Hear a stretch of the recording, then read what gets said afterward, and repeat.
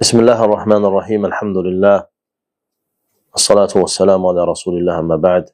Ən birinci salamlayıram dinləyiciləri Allahın salamı ilə sonra. Təbii ki, biz gözəl günlərdə yaşayırıq, gözəl aydır. Biz Zilhiccə ayındayıq.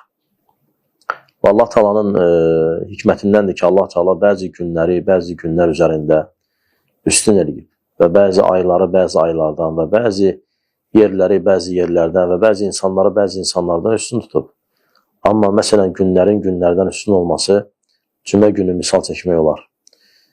Və ya gecələrdən bəzilərini gecələrdən üstün eləyib, məsələn Qədir gecəsini misal çəkmək olar. Aylardan məsələn Həcc ayını və ya Ramazan ayını üstün eləyib başqa aylardan. Həmçinin yerlərdən Məkkəni, Mədinəni, Məscid-ül Aqsanı, Qüdsü başqa yerlərdən üstün eləyib.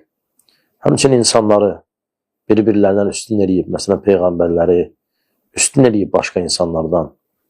Və bu Allah Taala'nın bizim üzərində olan lütfündəndir. Və biz hal-hazırda Zilhiccə ayındayıq. Bildiyiniz kimi Zilhiccə ayı, xüsusən də o ayın ilk 10 günü mühümdür. Allah Taala Quran-ı buyurur ki, "Vəl-fəcri və ləyalin aşr." And olsun fəcrə və and olsun o 10 gecəyə. Əksər elm əhli bu 10 gecəni Zilhiccə ayının ilk 10 gününü təfsir ediblər.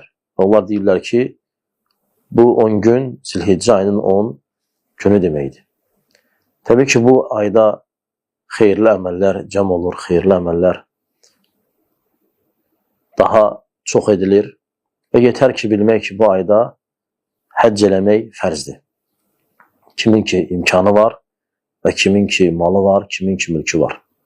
Peyğəmbərimiz sallallahu aleyhi və səlləm buyurur ki, həqiqətən də Allaha ən sevimli əməl, yəni elə bir gün yoxdur ki, o günlər içərisində Allaha qalxan ən sevimli əməl Zilhiccə ayının 10 günündəki olan əməllər olmasın. Yəni, o gündə olan əməllər Allah Taala'ya ən sevimli əməllərdəndir.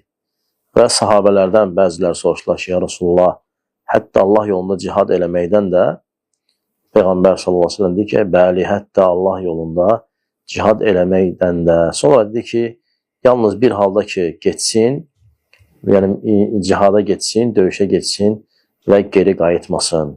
Yəni şəhid olsun. Şəhidin məqamı